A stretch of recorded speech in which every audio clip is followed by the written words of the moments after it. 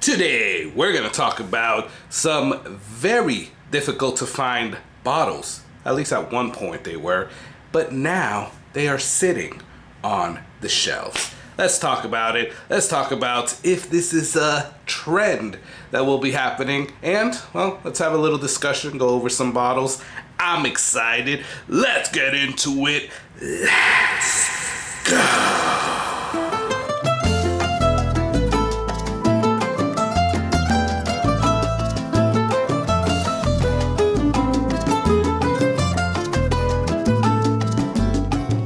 Hey, what's going on, guys? My name is Carlos. Thank you for joining me. Boom to the boom and boom here on the Whiskey Corner. Truly appreciate you guys stopping by, checking out the video, and checking out the channel.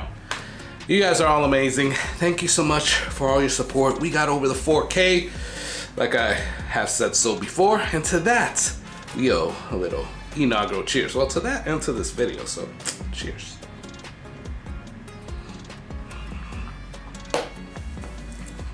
I haven't had that one in a while. It's interesting. Definitely tastes a little bit different than what I remember, but we'll get to what that is in a second. Please subscribe if you are not yet subscribed, and I would really, really appreciate that. Hey, what's up, y'all? Sorry I have to cut in here and let you know that I'm gonna be on a live stream this week coming up on Thursday, August 14th. I'm gonna be on the Whiskey 6, so it's always a good time over there. Come and check it out. Link will be in the description, and it is at 9 p.m. So I hope to see y'all there. Come and check out the Whiskey 6 with your boy as the guest. Cheers. Let's get back into this video. Now, what are we doing today? I decided, I've been having conversations with different peoples, and I decided to kind of talk about this new phenomenon, right? Of one-time difficult to find bottles of whiskey that are now sitting on the shelves. And it's crazy because I remember hunting for a lot of these bottles. I remember going out of Florida for some of these bottles and being ecstatic when I found it at a good price. And now they're just sitting on the shelves. Is this a precursor of what's going to happen with the bourbon market? I don't know. Is this where we're going to? Are we going to start seeing E.H. Taylor, small batch at least, Eagle Rare? Are we going to start seeing these on the shelves eventually? I don't know, but it's a good conversation to have. But here I have 5 for you, and honorable mention that I'm gonna go over, and these 4, at least my area, in the Tampa area, Central Florida area, and to some extent the South Florida area, these were difficult to find and now are sitting just on the shelves. So let's start and get into it. No particular order, but cheers again. First one that I'm gonna talk about is kind of like a no-brainer because, and this should be in everybody's market, because I will say some of these might not be on your shelves, but it's just the way the market goes. But this one should be, and this is Evan Williams Single Barrel Vintage. This was taken off the shelves, put as a distillery only, I believe, for like a year and a half, maybe 2 years. And then, I don't know, maybe it just didn't do good and they just threw it back on the shelves. And now you can find those on the shelves. People were going crazy when those went away because it actually is a really good bourbon, at least in my opinion. It's a really good bourbon. It is only 86 proof. So that kind of turns people off, but overall, it's a really good bourbon. I think it has really good taste. Yes, it's a little bit less proofy, but the tastes are great. And now you can find those everywhere. Where at some point when they first went away, people were selling these on secondary and just getting a lot of money for them.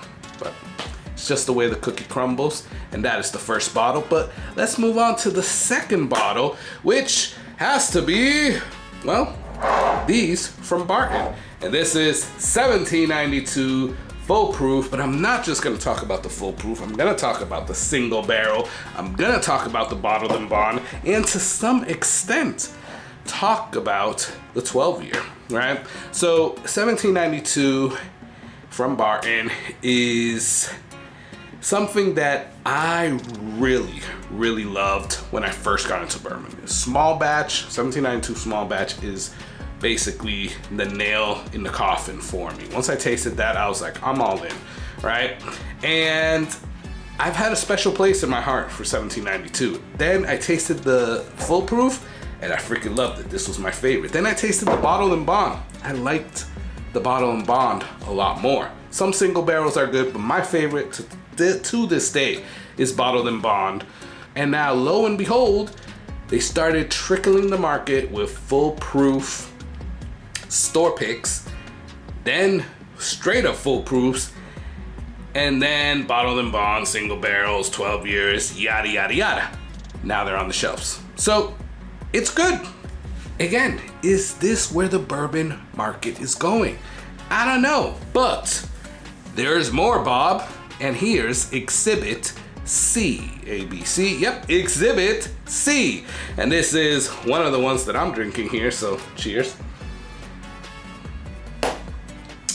Stuff from Redwood Empire. Oh yes. So Redwood Empire is a brand that I really like, I really admire.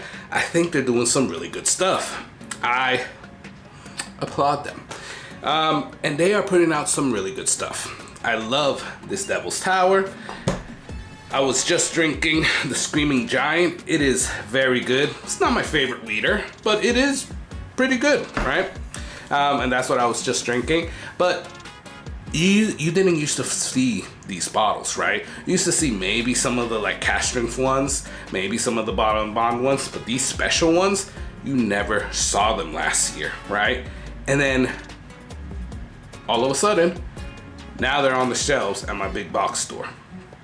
And they have plenty of them on the shelves, right? Which is something that you can attribute to better distribution, something that you can attribute to the company is just pumping out more stuff. Who knows? But the good thing is that this actually is good for us, right? Because now they're on the shelves. If you really wanted one, like I really love this Devil's Tower, so now I'm gonna buy one. I couldn't find the Foggy Burrow, the single malt, and it's just sitting on the shelf. So that is great. And I don't have to pay the ridiculous markup prices or pay for shipping. So that's really good. And Redwood Empire definitely makes it on this list. Now we have two more left, but before we get into those, I want to get into this honorable mention, right? And the only reason that this is an honorable mention is because you can't necessarily find these too much, but they are starting to hit the shelves. I've seen them in a bunch of places. I know places right now that if I turn off this camera and go over there, I can find one of these. And that is Heaven Hill Grain to Glass. These were incredibly hard to find, especially this one, the sweetened one. You can find the rye, you could find the bourbon a lot, but the wheated one for some reason was the one that everybody wanted and nobody could keep on the shelves. Now they are staying on the shelves. I can go, like I said, buy this one, buy the rye, buy the bourbon, and come home with it that same day, right? But because not a lot of places have it like that, it doesn't make the list fully. So I'll put it down as an honorable mention. Now, going back to the actual list, we're gonna go to the second to last one, and that is Elijah Craig Barrel Proof. And quite honestly, now that I think about it, I'm also going to put Elijah Craig Toasted on this list as well. Not the toasted barrel proof, but just the regular 90 proof toasted, because you could not find any of these on the shelves. It was crazy. I want to say last year was the year where they started hitting the shelves more, right? Before that, let's say pre C923, they were very, very difficult to find, at least in my area. And if you were to get one at 75 to 80 bucks, you freaking came out like a bandit, which it's crazy because that's like MSRP, right? But they were hard to find. Now they're sitting on the shelves. I see B batch, I see A batch of this year, B batch of last year, sometimes C batch of last year, and definitely A batch of last year, right? So you see those more and more and more. And not just the big box store, but smaller stores as well have these in stock. So if you just want any Elijah Craig barrel proof, you can literally go down and get whatever batch at whatever store, right? But alas,